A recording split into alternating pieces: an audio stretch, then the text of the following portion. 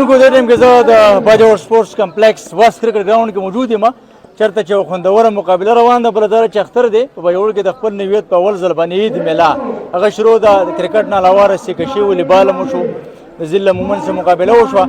بهرحال موږ سره سابقه ډي سي او ډسټرکټ سپورټس افیسر سابقه د خدمات دي د ضلع باجوړ د سپورټس لپاره یقینا او په باجوړ کې د یو خپل پہچان دی، یو مقام دی، یو خپل نوم دی. او زه وایم چې د لوبو سره مینه لرونکي خلک دا ډېر د نږدې نه پېژني، منصر شخصیت دی. ډېره موده بعد اوس ملاقات وشو سټېډیم کې، مونږ ټایم راکړو. مننه جی، السلام علیکم. ډېره مننه ساحل صاحب، ستاسو شکریا چې تاسو یو ځل بیا راغلي وئ.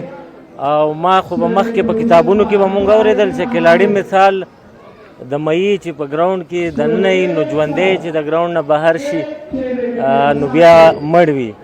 خو داسې ښکاري ما ته چې د ګراونډونو نه بهر یم، خو اوس هم د خلکو په زړونو کې ژوندی یم. ستاسو د خبرو نه داسې پته لګي. دا راته ووایه چې خپل دور خبره که لږه وکړي او د اوس چې کوم دور خبره وکړي چینجز څه دی او مطلب دا مستقبل څه ګڼي د باجوړ د لوبغاړو؟ باجوړ خو ډېره زرخیزه ځمکه ده، ډېر ټیلنټډ ځوانان دي، مشران دي، کشران دي، همزولي دي.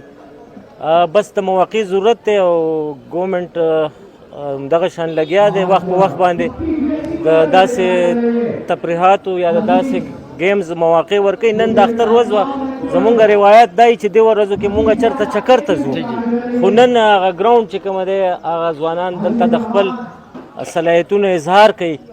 نو انشاءالله تعالی ډېر برایټ فیوچر یې دی، ډېر روشن مستقبل دی د باجوړه. او دا معمولی چینجز راځي. کم ډي سو صاحب چې دی هغه ما ملګری دی، ما او د هغه یو ځای اپوینټمنټ شوی و، جونیر مې دی، ډېر ښه تکړه لږ دی. او زه ګورم په سوشل میډیا باندې چې ډېر زیات خلکو دغه جوړ کړي ګروپس لکه دغه دپاره. نو داسې ګروپس نه چې هغه ډیویژن راولي، مطلب دلته ځان ایډجسټ کړی زموږ د خلکو سره او د هغه تعلق هم د قبایلو سره دی. نو آی هوپ چې به زما نه ډېر ښه کار وکړي. او الریډي یو روډ جوړ شوی دی او داسې روډ باندې بیا ګاډی چلول خو ډرایور ته ډېر اسان وي، اول روډ جوړول ګران دي. ډېر اهم مقرره څه پیغام به ورکوئ چې تاسو؟ اول خو زه معافي غواړم، ما سټارټ کې ویلي وې د اختر ورځ لوی اختر، نو څومره ستاسو په وساطت څه زما اواز اوري که هغه په ملک کې دننه دي یا د ملک نه بهر زمونږ ورونه دي، د پاکستانیان دي یا د باجوړ د خاورې دي، نو هغوی ته زه مبارکباد ورکوم. او پس د مبارکباد نه ورته دا یو پیغام دی چې دغه شان مثبت سرګرمیانو کې حصه اخلئ، د ریکلس ډرایوینګ نه، د منشیاتو نه یا خوا دې خوا نه ځان وساتي. او که زمونږ د اختر ورځ په غم شي، پرون هم داسې یو ناخوشګوار واقعه شوې ده باجوړ کې چې 3 کسان پکې وفات شوي د لوی سباګي باندې.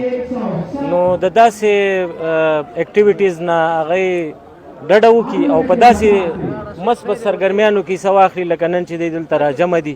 او ډسټرکټ ایډمنسټریشن یا یوث ډپارټمنټ شو، سپورټس ډپارټمنټ شو، چا چې په دې کې برخه اخیستې، په شمول ستاسو میډیا والا چې حسبان میډیا والا وینم، تاسو وینم، باجوړ نیوز والا، نور ملګري به هم راغلي.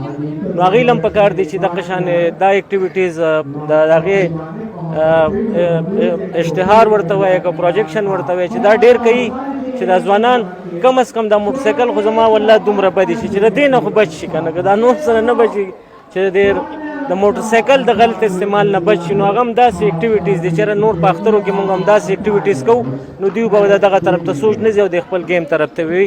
او ستاسو یو ځل بیا ډېره مننه.